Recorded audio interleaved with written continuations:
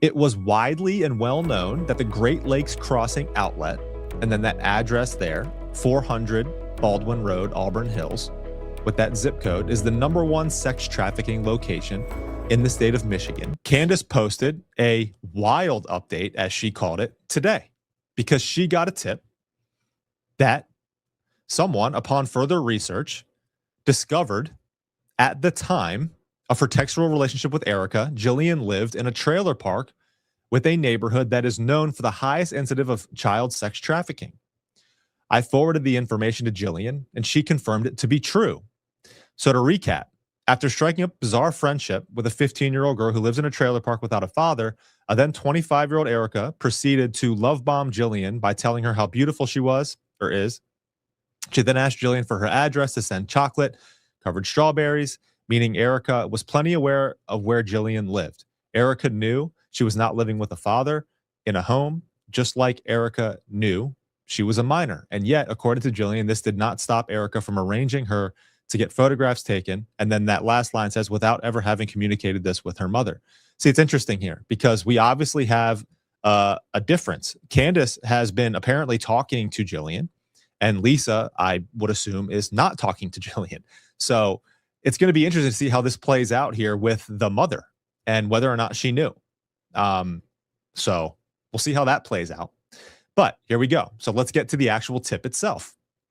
Hi, Candace. I have an interesting connection for you regarding Erika Fantzve in Auburn Hills, Michigan.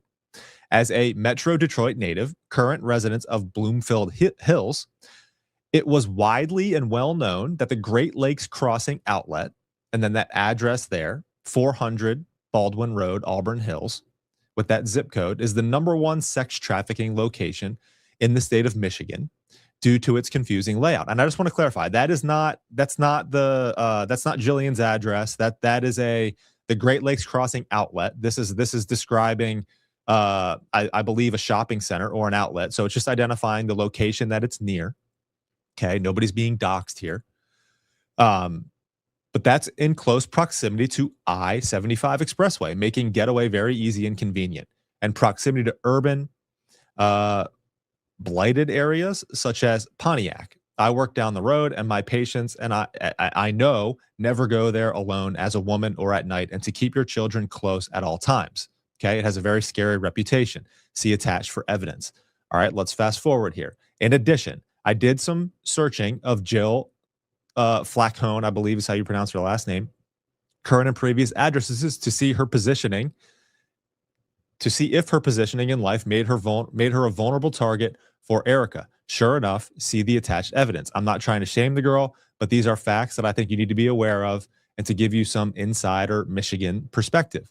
I know you have been in touch with Jill. Maybe you can confirm this, but I believe at the time of her relationship with Erica, Jill Falcone may have been a resident of, and that's redacted. She blocked that out, which is good. But in any case, she's talking about the trailer park on the outskirts of Pontiac. That's also her old address. Okay. So this is the tip that Candace is getting, that this is a very dangerous area as far as sex trafficking and sex crimes go. Okay. I went to the sex offender registry, which you can do. If you guys didn't know this, you can actually see where the registered sex offenders are in your neighborhood. And I used that outlet address that was provided in the tip for around Auburn Hills, Michigan, and using that zip code. And that fact checks true. Look at the cluster of registered sex offenders in this area. Okay? That's a lot. Like that's that proves what she is saying right there is true. Okay? Candace then brought up a number of Erika Kirk connections with sex trafficking incidents, if you guys have forgotten. But this involves Tyler Boyer. Look at Candace's post here. Turning Point USA opens up their headquarters directly across from Arizona Mills, one of the highest places for child sex trafficking in the state. Erika Kirk ran Romanian Angels to work with Romanian orphans. Erika Kirk launched her Make Heaven Crowded tour with Pastor Greg Laurie of Harvest Christian. She did that despite his church currently facing 12 lawsuits from 2025. Erika Kirk lived in China to work with child sex trafficking victims. She denies ever having lived in China. And then there's the last one right there. Jillian lived in the #1 neighborhood for sex trafficking. Okay. I mean, all of this, at the very least, At the very least, you guys, this is the most generous and most charitable perspective towards Erika Kirk for this situation. All this, at the very least, makes one question the character and integrity of Erika Kirk. Okay? This is what we are getting at. We all care a lot about what happened to Charlie Kirk.